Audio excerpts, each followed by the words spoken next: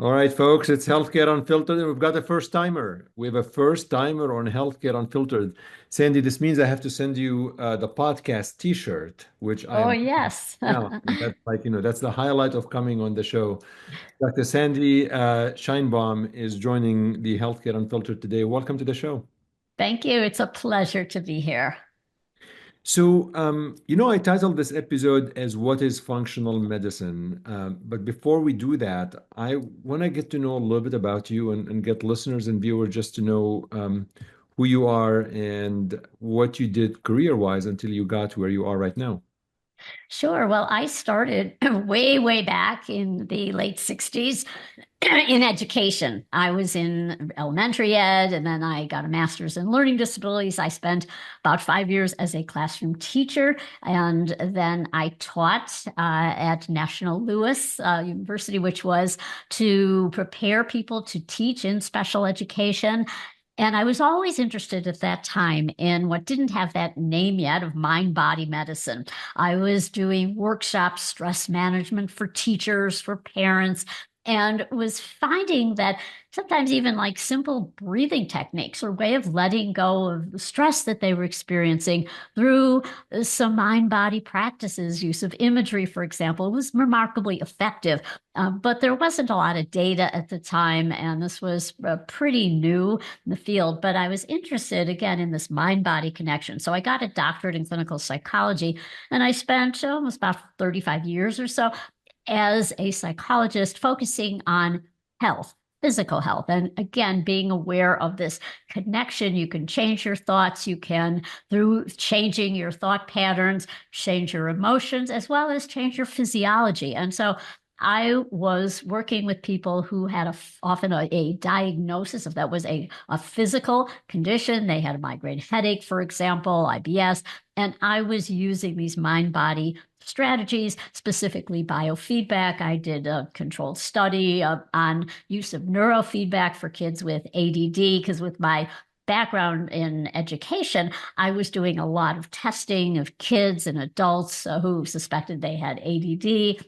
And then I started studying functional medicine, and I got really intrigued with the connection that it's our lifestyle that is pretty critical. And so that was an interest in functional medicine. So I got certified in functional medicine, and there was a need to train health coaches in these principles. And so I founded the Functional Medicine Coaching Academy. And that was in 2015. We had our first class, and now we've trained over 5,000 people around the globe in this particular way of doing a health coaching, which is incorporating principles of functional medicine merged with what I had been practicing all along, which was the mind body medicine principles, as well as positive psychology. What do we need to thrive? What makes a life worth living? And how do you look at somebody as in terms of their strengths as opposed to they're broken and they need to be fixed? So that's my story. So that's fascinating, but so mind-body medicine is not entirely functional medicine. It's a component of functional medicine. Yeah, so it is a separate discipline. It looks at things like psychoneuroimmunology that we can impact our immune system functioning. And we're seeing now with greater imaging takes down to the cellular level. So, how was fortunate to train with Dr. Albert Ellis back in the day. He was one of the founders of what we call cognitive behavior therapy. And that is where, your thoughts, your thought patterns that can be very irrational, and you shift those to a different pattern that is more rational, and focusing there builds you change your thoughts, you then are How do you do perceiving that? things How do you do differently. that? Like, how do you change your thoughts? Yeah. Like, how do you, I guess, regain control over your mindset? Yeah. So, paying attention first to the language you're using. This is awful. This is terrible. This shouldn't be happening to me. If only he, she, the circumstance would change, my life would be different and things would be better. And then you catch those and you say, you rework them. And so instead of this is awful, this is terrible, this is disappointing, this is inconvenient. So that's one way where you're lowering the intensity. And what does that do? It creates, so that's like a shower of chemicals that you are now having different messages. You are not triggering a sympathetic activation and or you are toning it down. And another way is to, I think, with perspective, and in positive psychology, we look a lot into the idea of having better perspective. So if you're stressed, you're upset about something, and you think, oh, I have to do this and I hate doing this. And then you can have that realization, wait, I get to do this. And that is because there is nothing else going on in your life at the moment that is more serious.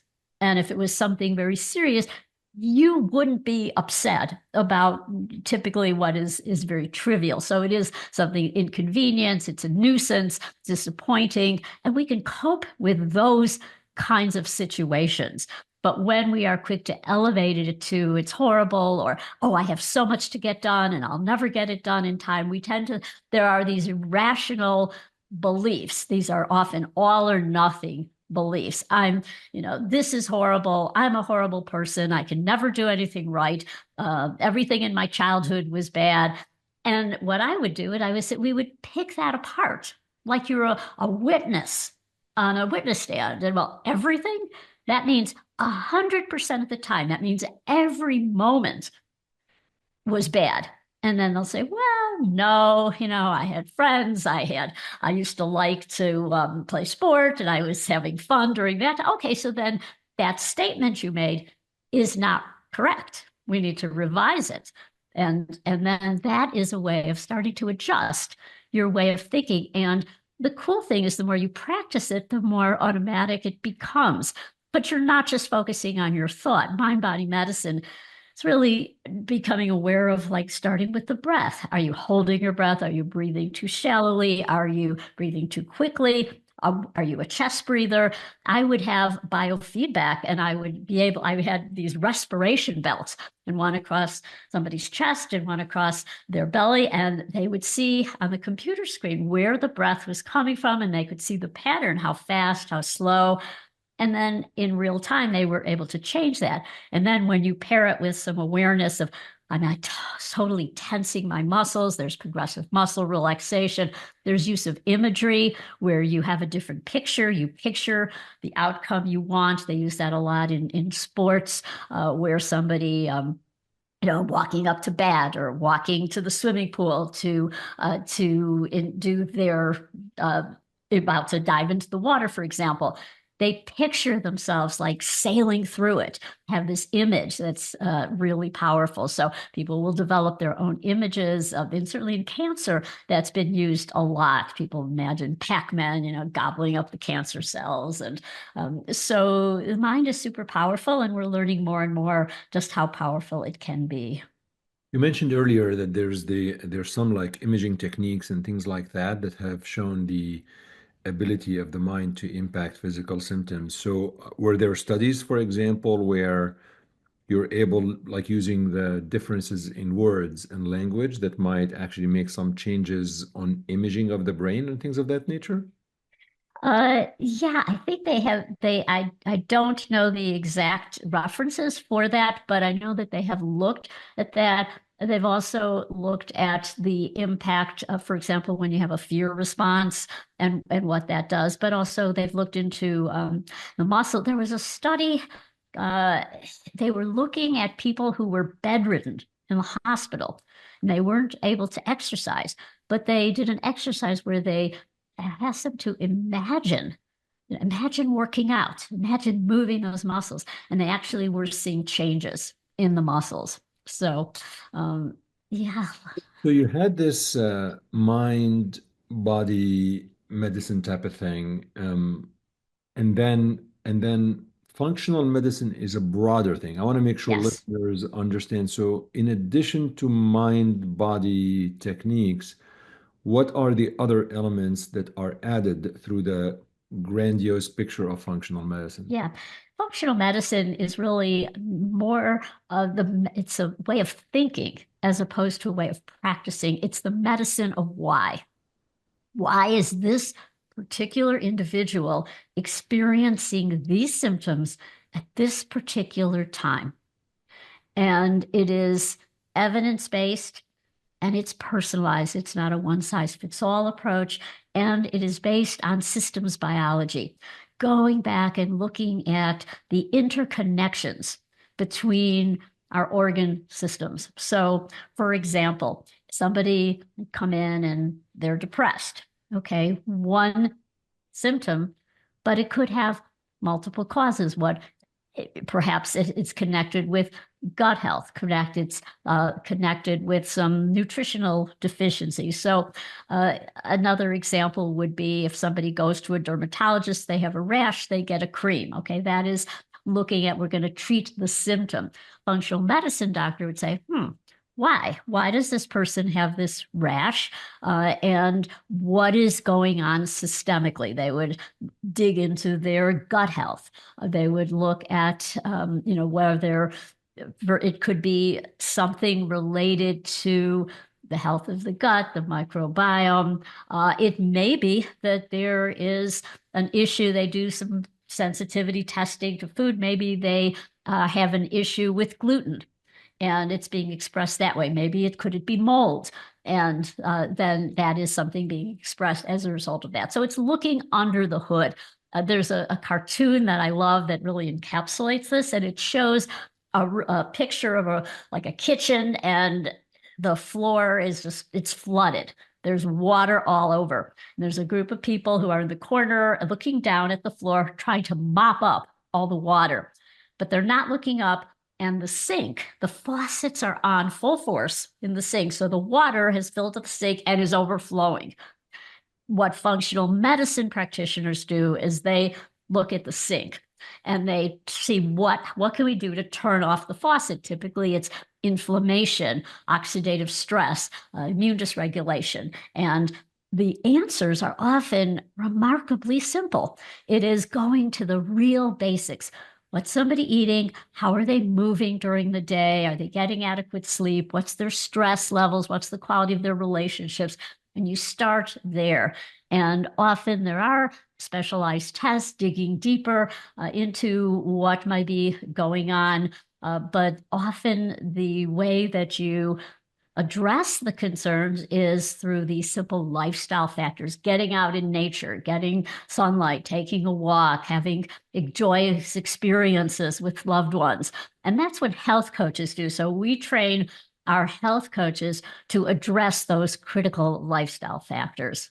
So are you doing this in conjunction with the physician of the patient? So I mean, in other words, so like let's say somebody you're seeing and you think maybe there's gluten sensitivity, maybe there are other issues that are manifesting as particular physical and psychological symptoms.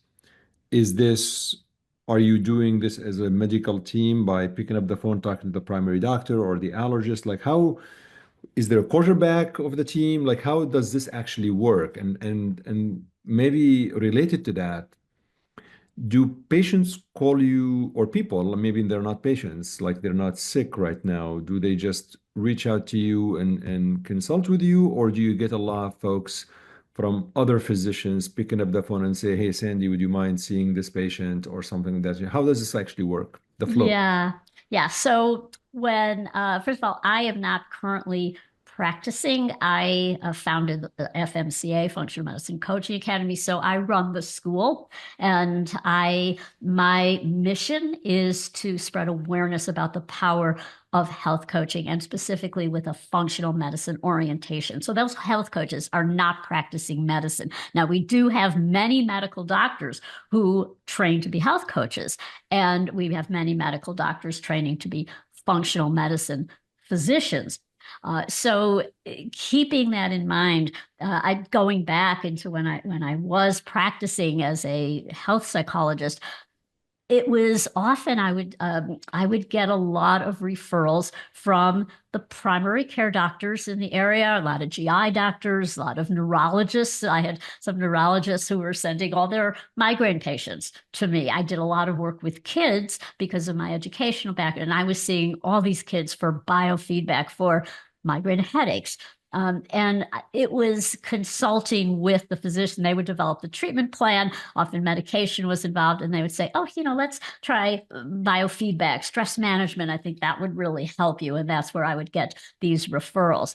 And we have many health coaches who are practicing in their communities. Doctors are referring to them. They might be focusing on how to help people adhere to a treatment plan, or how to help people with these basic factors like getting them moving, getting them to eat a whole foods diet more nutritiously off some ultra processed foods. They're not telling people what to do. They're not the dietitians who are developing the plan. So there might be a nutrition professional involved. There might be a whole host of allied health professionals, and then it's a team approach. So and functional medicine is not for acute care. If you are having a heart attack, you don't want to be going to a functional medicine doctor or a health coach. You need to get the best treatment of acute care medicine.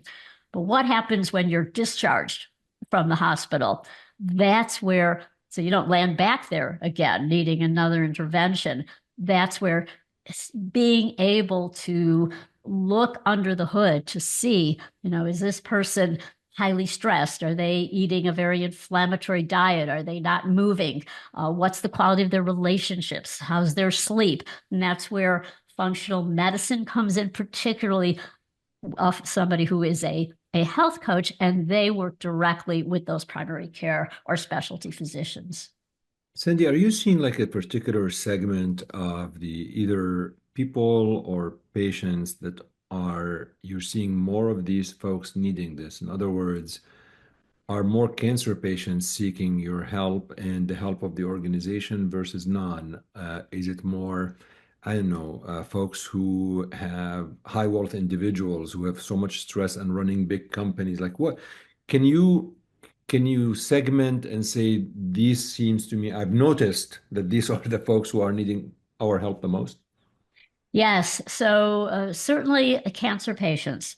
And often there it is looking at quality of life and having a sense of that resiliency, post-traumatic growth. There's been studies, this was particularly with health coaches, where those who had a health coach after their treatment, and they were focusing on, living well despite having had cancer, or even, and one of the things that I did when I was a psychologist was I made rounds at a local hospital, two of them actually, psychosocial oncology. And so I would work with people, often terminal, but it was focused, and that was where I used a lot of imagery. I remember one woman was feeling a lot of pain, and she was missing her. She was in the hospital. She was missing her pets, her cat. And so we did some imagery of her imagining the warmth. Her cat was lying on her belly and breathing her belly. We did some belly breathing, and she just felt like you could see the tension being released. And she said, "Yeah, I love," and her tears were streaming down her face. I feel so much better. Often it is really focusing on, and health coaches are not therapists. They're not doing psychotherapy, but they're addressing these issues that have to do with feeling hopeless, feeling like they're the only one who has problems like this, often working in groups. That's very, very powerful. I actually led a group. I went into oncology offices, and we had a group, and they loved it. Often they were lonely. These were people who were often seniors, and they looked forward to that time to come together, where it was felt like they're not alone. they can support one another. But they wanted to take walks together. They wanted to learn how to make smoothies. So I would bring my, my Vitamix in and we'd do demos. And we had a lot of fun in that group. So that's something as well. Along these lines, I was curious, have you noticed that particular problems have emerged differently? Because today, 2025, Mhm. is different than 1980 or 1990 or whatever it is. You've got social media, you've got the internet. I mean, Yes. people are accessible. If I email you, don't answer, I'm going to text you. I mean, it's just, have you, what range of problems, I guess, are you seeing people experiencing that you find functional medicine and these interventions are most suitable for them? Mhm. Several things. I think first, it's loneliness. We were isolated. We don't go out and socialize. There's a study that showed the amount of time. It was this graph, and it was showed the changing numbers from like 20, 30 years ago, where people were out and they'd have block parties with their neighbors. They would sit on their porch. They would talk to people. They would go out together.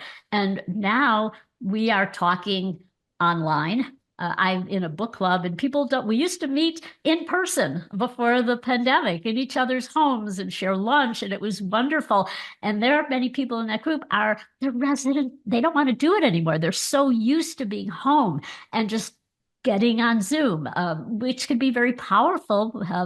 You can coach or you can do telehealth, and it's great, but there's something about that that human interaction that can't be replaced when you're actually in person with somebody. So we're missing that. People are working remotely. Days could go by where they don't see anybody else. That is also a change. And in terms of the environment, what's going on, as you know, the toxins that we are exposed to like never before. Microplastics, they're talking about in clothes now, and how this is like a toxic soup that has gotten so much worse. And of course, processed foods, people are not, and it all is related. If you're lonely, if you're working remotely, you're at home, you don't share meals together. So people aren't cooking and having those whole nutritious meals more. They are relying more on convenience foods. And so, and not moving as much. People are, again, they're on their screens. They're even at the gym. I see this, people are just isolated and they're on their phone. And so, Hard to yeah, shut down. yeah, It's hard to shut down. There's a lot of yeah, happening. yeah. But it got me to wonder, do you have a lot of naysayers? Like, do you see people who say, this like mind body thing, like I'm not buying into this. This is a bit of a like have you encountered folks who were a bit of maybe not naysayers, but they did not necessarily they don't just buy into this. They think it's all voodoo stuff. Yes. So actually, this was many years ago, probably in the early 90s, late 80s. And I was getting a lot of people coming from this one cardiology practice. They were just self-referred and word of mouth. And so I had a meeting with the head cardiologist in that practice, and I was telling him about my work, and he said, and we both went to Northwestern University, and he looked at me and he said, Sandra, shame on you, a Northwestern graduate. And he held up, it was probably the New England Journal of Medicine, and he said, mind body medicine, breathing techniques. The day that there's a study in journals like this, that's when I will talk to you and refer patients to you. So fast forward to today, there are tons of articles, references on the power of these self-regulation strategies and how they have a huge physiological impact. And then, of course, the people in his practice, other cardiologists, they were referring people to be left and right. So there is a big change. I think that there are still naysayers, but there's just so much evidence now. And usually people find this when they have a health crisis themselves. That's when they see that Acute care medicine is not just the be all and the end all. They're not getting better or they're feeling dismissed. One of the big issues has to do with the lack of bedside manner. And I think as an oncologists, I think are a special group who really are able to have that very wonderful relationship that's rapport and empathy and looking somebody in the eyes. And um, but for many people, they have a consult. It's 10 minutes, it's 15 minutes. They'll say, "Oh, I walked out of there. They didn't even make eye contact. They just wrote in the EMR and wrote out of my refill prescription. And I felt like, I just was not heard. I didn't have time to talk about what I really wanted to share. I still have lots of questions." So we're seeing that more and more. And I think that is often why people gravitate toward a functional or integrative medicine. And my argument is that health coaches can bring that back. They can be in primary care practices or specialty practices. They have the time to offer that to individuals. Speaking of which, a recent tweet, it's been a while, I actually put in, I'm going to read it to you. I'm sometimes active on Twitter, I get in trouble. Here's what I had to take my dad to the doctor today, 30 minutes driving time, 65 minutes waiting time in the waiting area, 20 minutes waiting time in the exam room, 12 minutes actual visit time with doctor, 12 minutes at checkout desk. Mhm. So you're actually spot on. I just don't know where I think this has become more of an issue now because of so much administrative burden and tasks for Yes. patients and healthcare providers. It's not really clear to me how you solve this because it's so interconnected together. But I have to say, I mean, my own observation is loneliness is a big issue, but anxiety and depression are Yes. really big problems. But what I have noticed, and please correct me if I'm wrong, is physicians and sometimes psychiatrists, potentially psychologists, they always rush to prescribing a medicine. Yes. Okay, fine, let me just give you some Zoloft or some Trazodone or maybe some Effects or whatever it is. Have you noticed that? I mean, do you think it's just people just don't want to spend the time talking and it's easier to just write a script and let go? I mean, what's your sense about prescribing medications versus attempting to go through it without medicine? Sure. So it's always a continuum, and there are people who really benefit from medication, and sometimes short term or sometimes longer. But that is a smaller percentage. Those are people who have severe issues. If you're suicidal, if you can't get yourself out of bed, if you are so seriously impacted, and it's affecting you, it's affecting your family, you are not functioning, then yes, absolutely. But many people are told it's a chemical imbalance. It is something that I can't control. It has to do with a sense of empowerment, if seeing yourself as in control, that these are things I can change, and then showing them the evidence. There's a therapist was a close friend, and he was very instrumental in developing short-term psychotherapy. And for example, the power of taking a walk. So he would have people in his practice. They were I'm so depressed, I'm so anxious, and then get them and we'll do an experiment. Let's see, every day, okay, you take a 10-minute walk. Maybe you can extend it to 15, and then you rate how you feel. And they come back the next session, and often, let's say they were with a spouse, and they would say, "Oh yeah, he feels much better. His mood's really perked up after he comes back from that walk."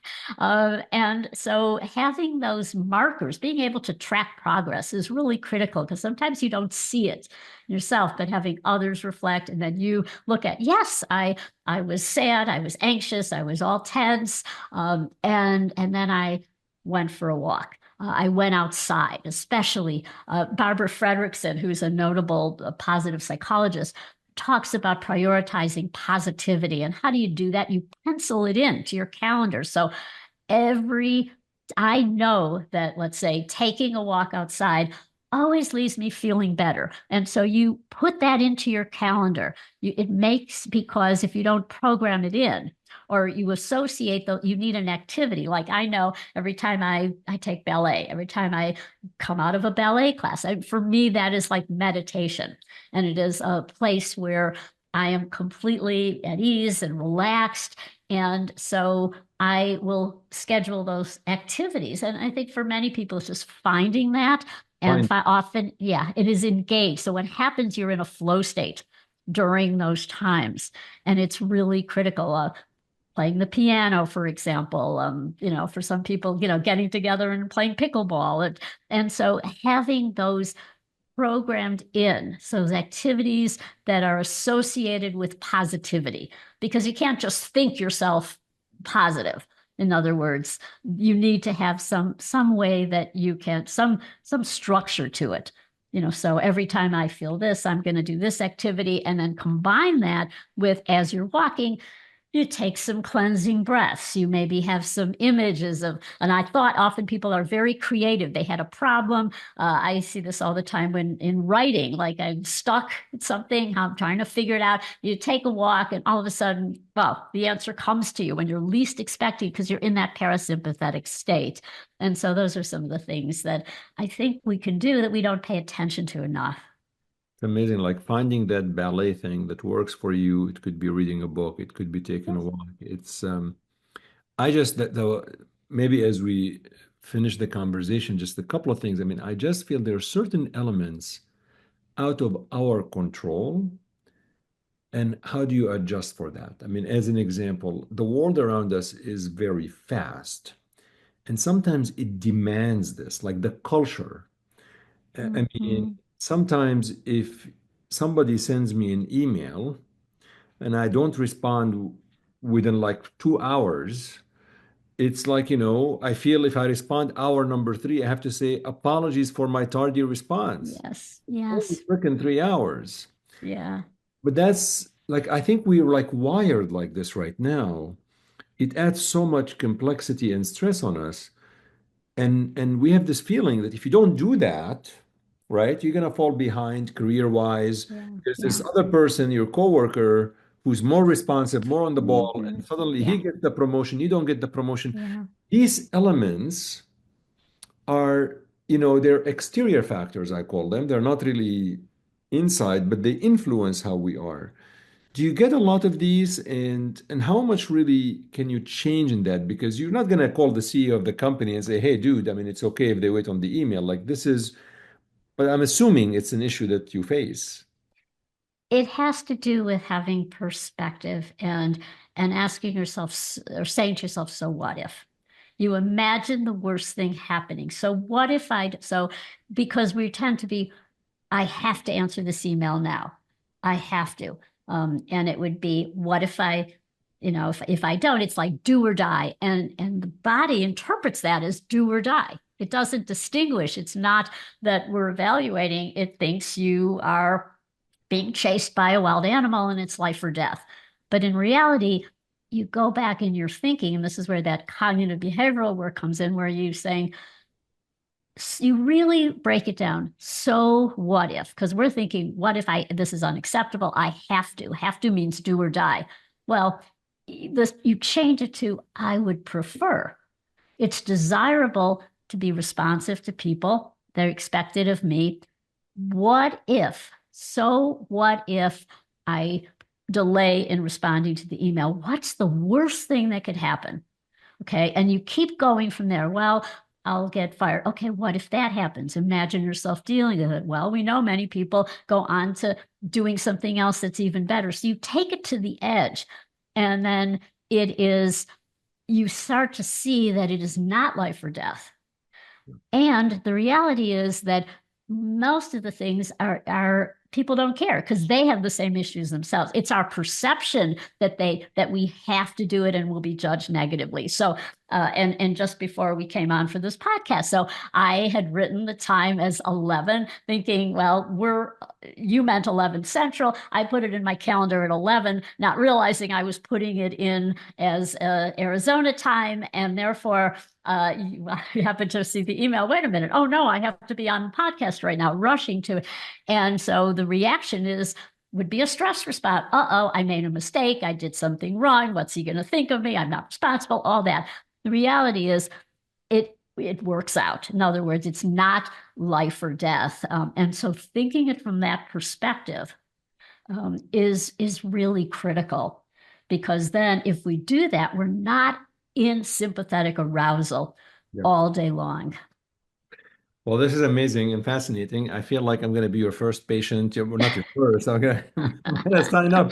I need to sign up at this point. I need a lot of help, especially we didn't talk about sleep, but I don't sleep very well. Um, Yes. any final thoughts, Sandy, before we let you go?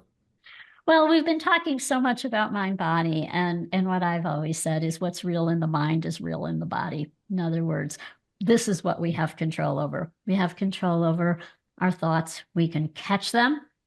They're like they're constantly we think all day long. We can change them, and if we have a different perception, and hope is one of them. And as you know, as an oncologist, somebody who has hope, somebody who sees the future, oh, I can deal with this, I'll overcome this. And there's been a lot of work in that. So what's real in the mind is real in the body. Dr. Sandra Scheinbaum, thank you so much for coming on Healthcare Unfiltered. This is fascinating, and you have to come back. I'd love to. Thank you so much.